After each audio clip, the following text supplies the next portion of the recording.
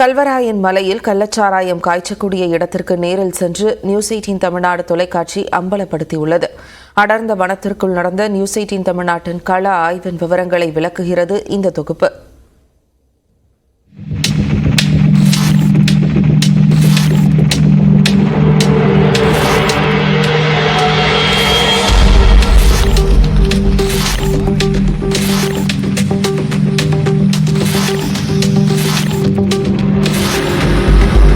கள்ளக்குறிச்சியில் 50ற்கு மேற்பட்டோர் உயிரிழந்த சம்பவத்திற்கு கல்வராயன் மலையில் இருந்து கொண்டுவரப்பட்ட கள்ளச்சாராயம் காரணமாக இருந்ததாக தகவல் வெளியானது.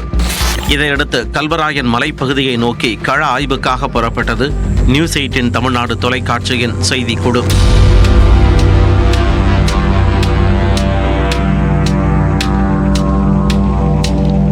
மலை கிராமம் ஒன்றை அடைந்த செய்தியாளர் குழுவினர் மலைப்பகுதியில் கள்ளச்சாராயம் காய்ச்சப்படுவது குறித்து அங்குள்ள மக்களிடம் விசாரித்தபோது ஓடை உள்ளிட்ட நீர்நிலை பகுதிகளுக்கு அருகில் காய்ச்சுவார்கள் என்ற தகவல் கிடைத்தது. அருவி பக்கம் இல்லாம கீழே கொஞ்சம் லாங்கில் தான் காய்ச்சுவாங்கண்ணா. தண்ணி வாரமா தான் போட்டிருப்பாங்க. இந்த மாதிரி ஓட வரும். அந்த மாதிரி இந்த ஆத்து வாரமே தான் போட்டிருப்பானு. போவாத இடமா இருக்கும். போவாத இடமா இருக்கும். இதையடுத்து மலையும் காடும் பின்னி பிணைந்துள்ள கல்வராயன் மலைப்பகுதிகளில் சில இடங்களில் ஒத்தையடி பாதையிலும் பல இடங்களில் பாதையே இல்லாத வனத்திலும் நுழைந்து சென்றது நியூஸ் 18 தமிழ்நாடு செய்தியாளர் குழு.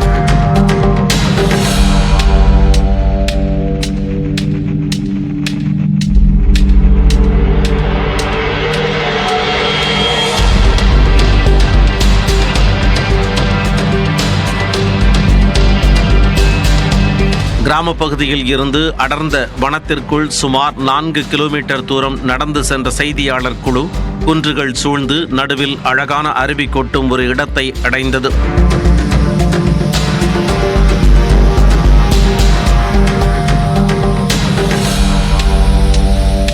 ஆள் நடமாட்டம் இல்லாத, மக்கள் யாரும் எளிதில் செல்லாத அந்த இடத்தில் ஆய்வு செய்தபோது கள்ளச்சாராயம் காய்ச்சியிருப்பது அம்பலமானது. கள்ளச்சாராயம் காய்ச்சுவதற்கான அடுப்பு போன்ற அமைப்பு, நெருப்பு மூட்டப்பட்ட இடங்களில் சாம்பல், சிதறி கிடந்த கடுக்காய்கள், பிளாஸ்டிக் பாக்கெட்டுகள் போன்ற தடயங்கள் அந்த இடத்தில் இருந்தன.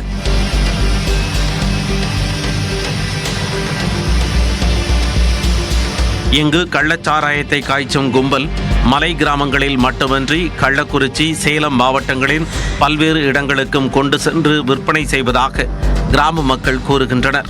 சில கிராமங்களில் கள்ளச்சாராய கடை அமைக்க ஊர் தலைவர்கள் முன்னிலையில் ஏலம் விடப்படுகிறது என்ற அதிர்ச்சி தகவலும் நியூஸ் 18 தமிழ்நாடு நடத்திய கள ஆய்வில் அம்பலமாகியுள்ளது. இப்போ ஒரு 200 குடி இருக்குதா, அந்த 200 குடியில் என்ன பண்ணுவாங்க, சரி காய்ச்சிருவங்க விற்கிறவங்க விற்றுக்கலாம் அப்படின்னு அறிவிப்பாங்க. பெரிய மனுஷன் ஊருக்கு ஒரு 10 சேர்த்துமா திருவிழாவுக்கு அப்படின்னு பண்ணுவாங்க.